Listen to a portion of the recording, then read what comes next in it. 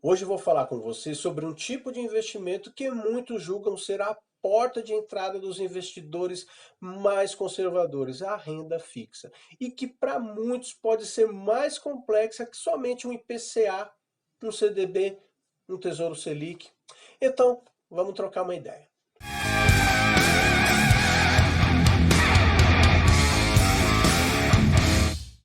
Atualmente, o investimento em renda fixa é o mais popular no Brasil, representando cerca de 86% de todo o capital investido.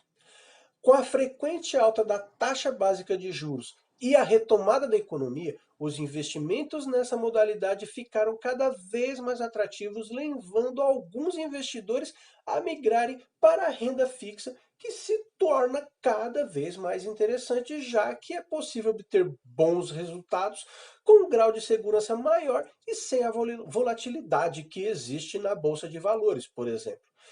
Mas o que são esses investimentos em renda fixa? Como o próprio nome já diz, os investimentos em renda fixa têm uma coisa em comum.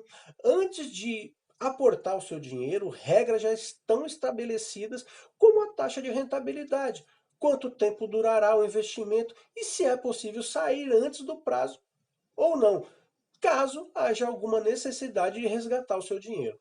Temos também a opção de investir em títulos do governo ou de empresas privadas, além de escolhermos títulos com ou sem o fundo garantidor de crédito, que protege seus investimentos de uma possível inadimplência do emissor do título, dentre diversas outras opções. Para começar a investir na renda fixa, é necessário abrir uma conta em uma corretora, caso ainda não tenha nenhuma, ou em bancos digitais que tenham essa alternativa de investimentos através da própria plataforma. Mas fuja dos bancões, ok? Eu te aconselho o Banco Inter, porque é onde eu tenho e por enquanto estou gostando. Após aberta a conta, você consegue fazer o seu primeiro investimento com valores muito baixos, com menos de R$ 50 já é possível investir. Mas antes de qualquer coisa, é necessário ficar atento a alguns pontos, como por exemplo, os prazos de validade. Certas modalidades não liberam seu dinheiro antes do prazo acordado, a não ser com o pagamento de uma taxa que acabam inviabilizando os investimentos. Outro ponto importante é a rentabilidade. O que muitas pessoas confundem é que, mesmo se chamando investimentos de renda fixa, em algumas das modalidades o retorno só é definido no final do período, como os pós-fixados, por exemplo. Agora que já temos a conta aberta, precisamos falar sobre um dos principais norteadores dos investimentos em renda fixa, que são os indexadores. Eles determinam qual será o retorno financeiro de cada modalidade diferente de investimentos, ok? O principal ponto é entender que eles funcionam como uma referência para os rendimentos dos ativos. Ou seja, os juros pagos vão acompanhar a variação desse indexador, sendo assim um dos principais pontos nos investimentos pós-fixados e híbridos. Mas sobre eles eu falo daqui a um pouquinho, ok? O primeiro que vou falar é a famosa taxa Selic. Ela é a taxa básica de juros da economia brasileira. E a comumente conhecida que nós utilizamos é a Selic Meta, que é definida a cada 45 dias pelo Copom e que, de fato, é a que afeta a maior parte dos nossos investimentos. Ela é um dos principais indexadores para a economia, já que quanto mais baixa ela estiver, mais barato fica para repassar a taxa de juros para o público geral, facilitando assim o acesso a financiamentos. Além disso, ela norteia vários outros investimentos em renda fixa, como por exemplo a poupança e o CDI que falaremos agora, ok? O CDI é o Certificado de Depósito Interbancário. Tem a função de regulamentar o sistema financeiro. O Banco Central, ele tem uma regra de que todos os bancos devem terminar o dia com saldo de caixa positivo. Então, costumam haver empréstimos interbancários no final de cada dia para equilibrar as contas. Com isso, a taxa se tornou uma referência para outras operações, sendo sempre referenciada como 100% do CDI ou qualquer outra porcentagem. Ela tem uma relação muito próxima com a Selic. Se a Selic sobe, traz junto a CDI. E o inverso também ocorre. Outro indexador é o IPCA, o Índice de Preços do Consumidor Amplo. É uma das principais referências para o cálculo da inflação no Brasil. Ele tem como objetivo abranger 90% das pessoas que vivem nas áreas urbanas do país e tenham renda familiar entre 1 e 40 salários mínimos. O IPCA possui uma meta todos os anos. Para chegar nessa meta, o governo tem algumas opções e uma delas é alterar a taxa Selic. E nós não vamos colocar uma meta, nós vamos deixar uma meta aberta. Quando a gente atingir a meta, nós dobramos a meta. Com uma taxa mais alta, a tendência é que o consumo diminua, ajustando assim os preços para baixo, por conta de ofertas e demanda. E agora que eu falei dos indexadores, tenho que te falar das categorias de investimento que podem ser muito mais complexas do que o esperado, ok?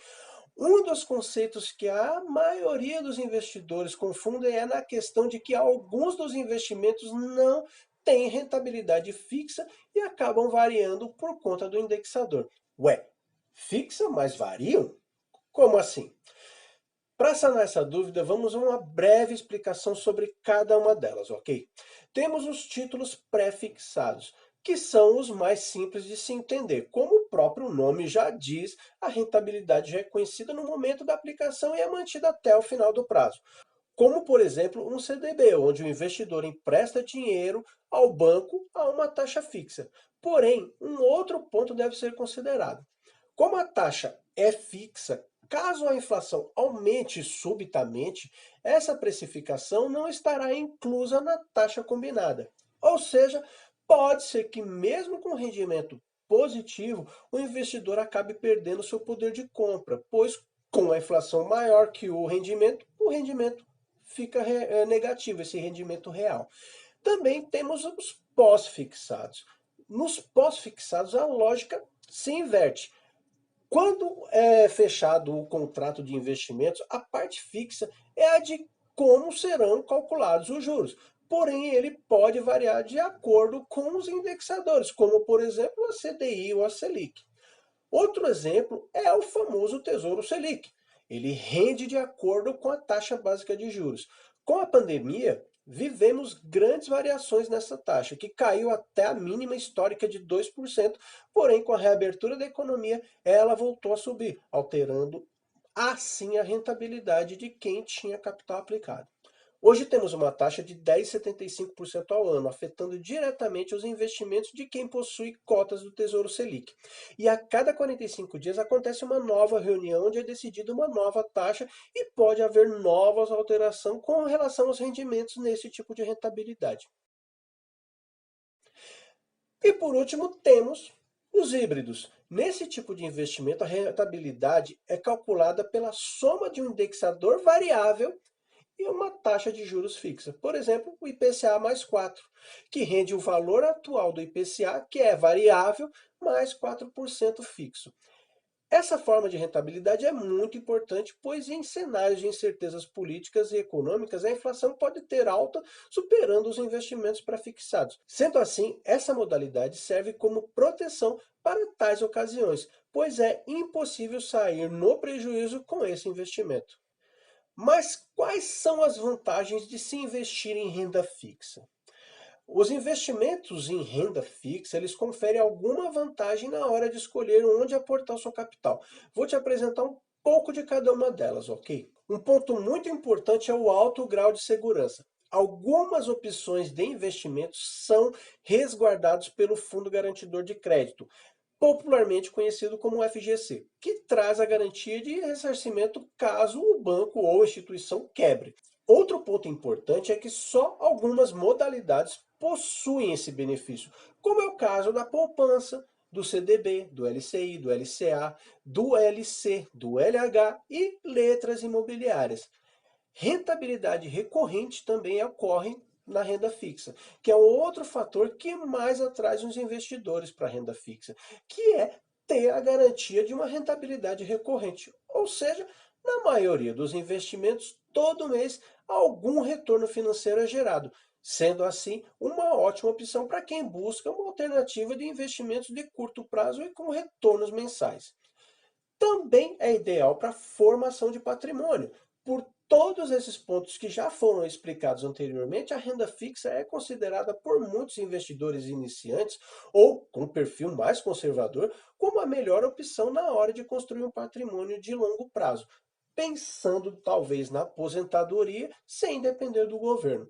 Neste tipo de investimento é possível ter uma ótima diversificação também, podendo se proteger dos mais diversos riscos ao mesmo tempo, sendo assim uma das opções mais seguras para garantir uma rentabilidade mensal de longo prazo, sem ter que se preocupar muito sobre como anda a flutuação do mercado. Mas também temos que pensar que existem riscos em investir em renda fixa. Nem tudo são flores, não é verdade? É um consenso entre a maioria dos investidores que a renda fixa é a opção com menor risco dentro do mercado financeiro. Mas assim como todo investimento, ela possui riscos. Por exemplo, o risco de crédito. Dentro da renda fixa, o risco mais lembrado por todos é o risco de crédito, ou seja, o risco de um investidor perder seu dinheiro por conta de um calote.